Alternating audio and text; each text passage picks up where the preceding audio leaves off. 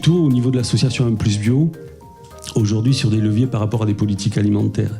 Et d'ailleurs, on vient de créer un club, on a envoyé à quelques villes, le club des territoires 1+Bio, justement pour aujourd'hui réunir le cartel des gens qui inventent les systèmes écologiques de demain. Et parce qu'on s'est aperçu qu'en travaillant sur ce domaine-là, en fait, il y avait ce que vous avez évoqué derrière, la réglementation avec toutes sortes de choses qu'on aimerait voir mettre en place. Et puis il y avait les dynamiques des territoires avec des gens qui inventent eux-mêmes à partir de ce qu'ils ont envie, c'est-à-dire que l'alimentation de leur territoire rentre à nouveau dans les assiettes.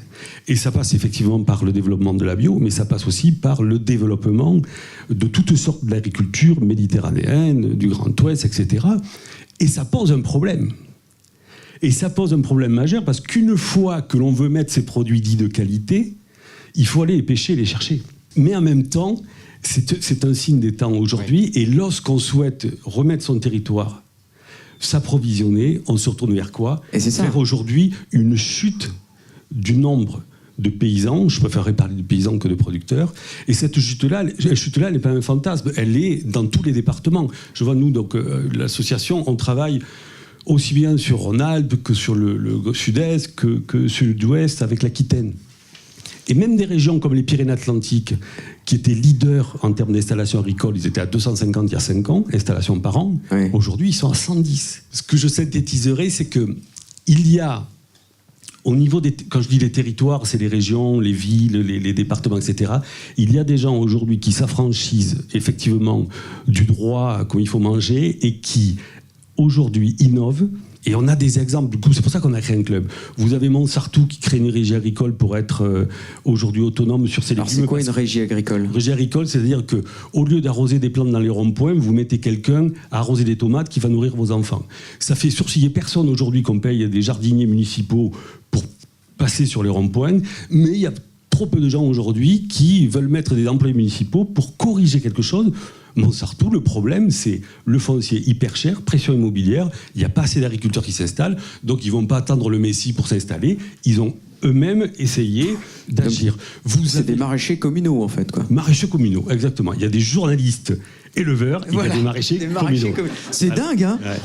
Ouais, c'est dingue. Et puis nous avons aussi des endroits comme le département du Gard, qui a fermé ses cuisines centrales pour créer une régie de légumes, c'est-à-dire qu'ils ont une unité de transformation de légumes pour leur collège, en vue d'avoir des produits locaux et frais à distribuer.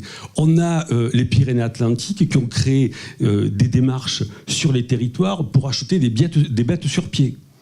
On a la ville de Barjac qui a créé une couvette agricole pour pouvoir être autonome sur une partie. C'est-à-dire des gens qui corrigent aujourd'hui les déséquilibres, qui attendent pas que l'État leur amène de l'argent ou que l'Europe leur donne raison, mais qui se disent que dans leur responsabilité, c'est-à-dire une municipalité, elle a des enfants à nourrir, un conseil général, il y a des collégiens à nourrir, un conseil régional, et on peut aller jusqu'à l'hôpital, etc.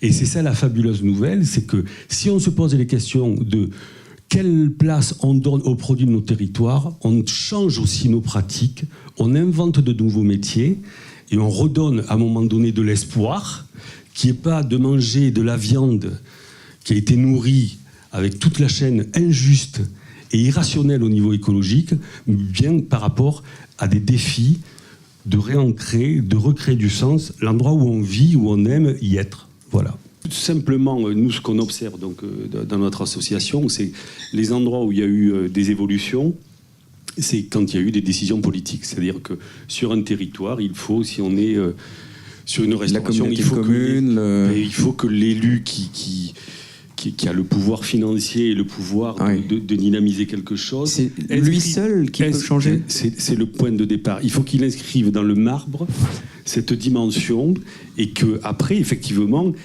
il active les partenariats avec des relais, des leviers, pour que d'autres, à un moment donné, traduisent, se saisissent. Mais aujourd'hui, un département, Gilles évoquait les collèges, il faut que le président du département ou le vice-président de l'éducation, il décide à un moment donné une politique alimentaire qui peut être sur la santé, qui peut être sur le développement durable, qui peut être sur l'agenda 21, etc. Mais c'est de là, voilà. Et après, il y a plein d'outils, et vous l'avez bien restitué, de mobilisation, de concertation. Vous prenez la ville de Toulouse, que vous connaissez bien. 30 000 euros par jour, cuisine centrale, un truc, quand on va le visiter, on tombe sur les fesses, pour comment ils peuvent faire du local, du bio, etc. Le changement de la filière viande, protéines, locale. Elle ne s'est pas faite par la concertation, par la médiation, etc. Elle s'est faite parce qu'une élue a dit c'est le bazar aujourd'hui, la plupart des viandes, c'est de la viande européenne qu'on consomme à Toulouse. On a un bassin de production à 30 km, on a un abattoir à Saint-Giron qui est prêt à fermer alors qu'il pourrait travailler, et on a des éleveurs en Ariège, etc., qui sont en train d'ouvrir la bouche pour trouver les débouchés. C'est pas de la concertation, c'est une volonté politique dictateur. Oui, politique, quoi.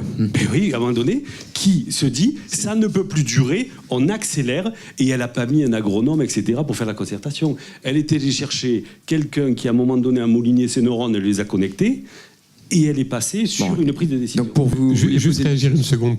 Pardon, monsieur Lessard. Excusez-moi. Je trouve que c'est fort intéressant la façon dont les choses sont dites là, et je partage le point de vue de monsieur Vera sur le fait qu'il faut effectivement instaurer des filières qui sont locales. Et tout à l'heure, je m'exprimais en disant que après un peu de recul par rapport à certaines approches qui sont faites quand on veut trop globaliser. Effectivement, c'est important de dire qu'une viande qui est produite sur un territoire de montagne, de pâturage, etc., c'est quelque chose qu'il faut absolument valoriser. Je trouve que ça, c'est vraiment fort bien, parce que ça permet de ne pas aller dans le global qui vraiment est assez stérile.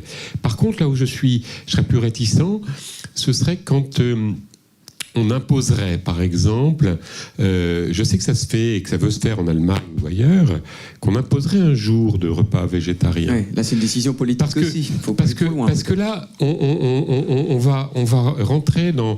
bien sûr, il faut avancer, bien sûr, il faut accélérer, bien sûr, mais il ne faut pas accélérer en imposant les choses au niveau de l'alimentation. On a fait trop de bêtises dans le temps.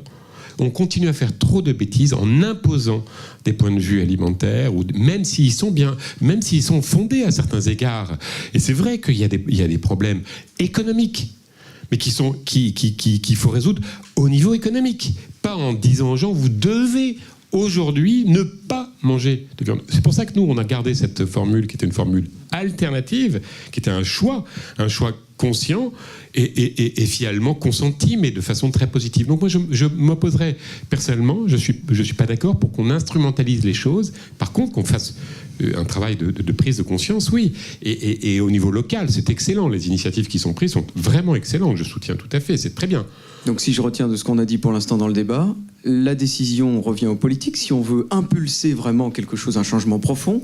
Mais attention à ne pas tomber dans la normalisation en disant voilà comment vous devez manger. C'est-à-dire que la décision doit être un choix aussi, doit être quelque chose d'ouvert. C'est le propre de l'alimentation. Hein. Je disais, c'est un espace de liberté. Un instant, je vais me permettre de compléter, parce que la volonté politique, c'est évident, il faut qu'elle y soit. Mais la volonté politique, si c'est uniquement une injonction, on s'aperçoit ensuite que les résultats ne sont pas là. Donc derrière... J'imagine que c'est des financements aussi. C'est pas uniquement des financements. Derrière, c'est quand même des chefs de cuisine et des gestionnaires qui mettent en application ça sur leurs établissements. Et on a trop vu de projets par injonction politique. Alors je nie pas que la volonté politique doit qui n'ont pas marché. Mais qui n'ont pas marché. Oui, mais il y a des élus qui ont compris et qui ont des idées, qui ont bougé. Après, à nous aussi de montrer qu'effectivement, les choses elles peuvent changer. Et il faut pas, comme on dit, il faut pas mettre en opposition, il faut pas être en confrontation. Ouais. Il faut vraiment travailler tous ensemble. On passe beaucoup de temps à valoriser aussi. Donc ça marche quand on évite l'opposition. Je crois qu'il est important effectivement qu'en amont, au niveau du politique, mais aussi au niveau des gestionnaires, décisionnaires, un projet politique au sens pas politicien, mais au sens noble du terme, soit élaboré. Et le travail qui a été fait par notre association autour d'une charte de qualité qui englobe effectivement toutes ces démarches et qu'on retrouve d'ailleurs dans la norme NF restauration scolaire avec laquelle on a travaillé avec Michel Lejeune, eh bien, évoque toutes ces problématiques.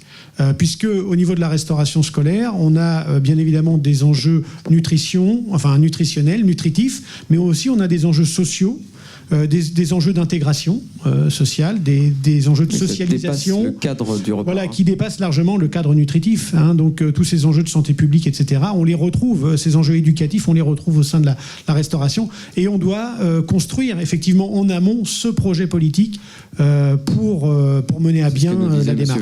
Je crois que ce qui est très très important, c'est qu'il faut comprendre que ce ne sont pas les cuisiniers qui portent la qualité dans les établissements scolaires. Il faut que la qualité soit définie en amont. Et eux, les cuisiniers, ils ont une feuille de route pour se mettre en ordre de marche. Et ça change beaucoup, beaucoup de choses. À partir du moment où des projets alimentaires de référence sont écrits dans les collectivités, tout le monde y voit plus clair. Tout le monde parle un langage commun. Chacun écrit son projet, met les échéances qu'il souhaite mettre en place et les actions à mener. Mais lorsque ça démarre en année 1, en année 3, si on fait une programmation à 3 ans, on n'est pas au même endroit. Et les cuisiniers, ça les rassure de savoir que les enfants, ils n'ont pas mangé. Ouais, mais attendez, pourquoi ? Il faut que tout le monde se mobilise. Et moi, j'aime bien aussi parler de la notion d'engagement. Je crois que autant dans la gastronomie, le client est roi, mais dans la restauration collective, le convive, il est co-responsable du service dont il bénéficie. Et je pense que depuis l'élu jusqu'au convive, en passant par les parents, les enseignants, tout le monde a un rôle à jouer. Et ça s'écrit dans des projets. Et aujourd'hui, les élus et les décideurs, ils sont bien en peine de définir quelle est la qualité attendue de leur restauration sociale. Et il faut les aider avec des projets alimentaires à leur proposer.